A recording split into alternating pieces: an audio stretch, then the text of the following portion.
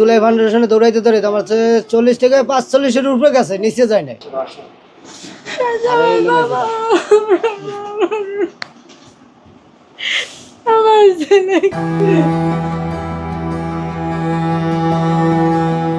সংসারের হাল ধরতে 11 বছর বয়সেই চা বিক্রি করতেন কিশোর সাব্বির। জুলাই আন্দোলনের সময় 20 তারিখে ধানমন্ডি আবহানী মাঠের পাশে পুলিশের গুলিতেই প্রাণ হারায় সে। পরিবার বলছেন, জুলাই ফাউন্ডেশন থেকে এখনো একটি টাকাও পায়নি তারা, বরং প্রতিশ্রুত সাহায্যের আশায় দৌড়াদৌড়ি করতে গিয়ে খুইয়েছেন 40 থেকে 45 হাজার টাকা। সিভিল সার্জনের অফিসে যাওয়ার পর হইতে থেকে শুরু করে জুলাই ফাউন্ডেশনে দৌড়াইতে দৌড়াইতে আমার 40 থেকে 45-এর উপরে গেছে, নিচে যায় না।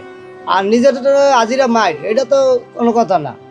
মনে হয় 50-60 বার যদি এক দিকে দৌড়ান লাগে, আপ ডাউন ভাড়া কত লাগে। এই মনে করেন এমনি দৌড়াই হেমনে দৌড়াই, আবার ওই জজ করে ভাড়ায় হেনে যাই, হেনতেন আবার আইসি আইয়া আবার দৌড়াই সিভিল সার্জন অফিসে। আর হেরা খালি ওই MIC খোলে না, তাহলে আমরা কী করবো? কেন আর আমাকে তো মনে করেন পার অবস্থা বেশি ভালো না। কিন্তু আমি চালাই পার রিক্সা চালাইয়া একটা মানুষ কেমনি 4টা পরিবার চালাই তারে। হের বড় ফুলাটা আসছিল কামের, ও মাঝে মাঝে আমার সাহায্য করতো, যে আব্বা তোমার আজ যে বাজার দেওয়া লাগবে, আমি বাজার দিয়ে আসতেছি। চা বেচতে গেলে দৈনিক 300, 400, 500 মানছি, একদিনও বাতা ছিল না। কিন্তু সে মারা যাওয়ার পর তো আমার 2 টাকাও আইতেছে না, আর উল্টা আমার যাইতে আছে। আমি তো 2 টাকার উপকার আমি পাই না।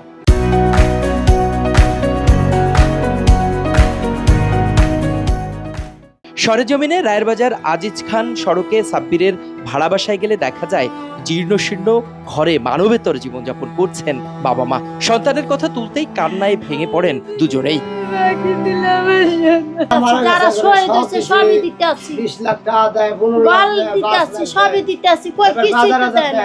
আমরা সাইরানা বাজারও হইনি, কিছুই তো পাই না। হারা কইতাছে হুত আগামী, আমি তো দেখতেছি কি লাগি আমরা পাইনি, তো আমরা বুঝবো কেমনে?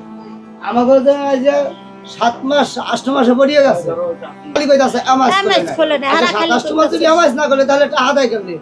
ওই উনি সরকারের মাধ্যমে টাকা জমা হইছে, ওই এত কোটি টাকা এই আন্দোলনের প্ল্যানে দিতে আছে, সে তো কিছুই দিতে আছে না। আমরা কি দেয়?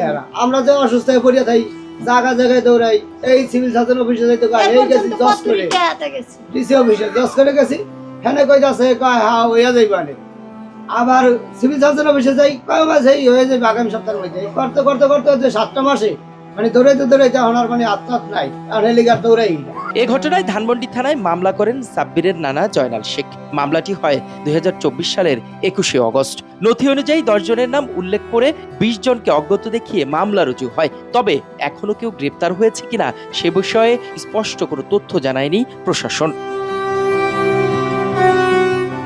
ইখলাস রহমান, কালের কণ্ঠ।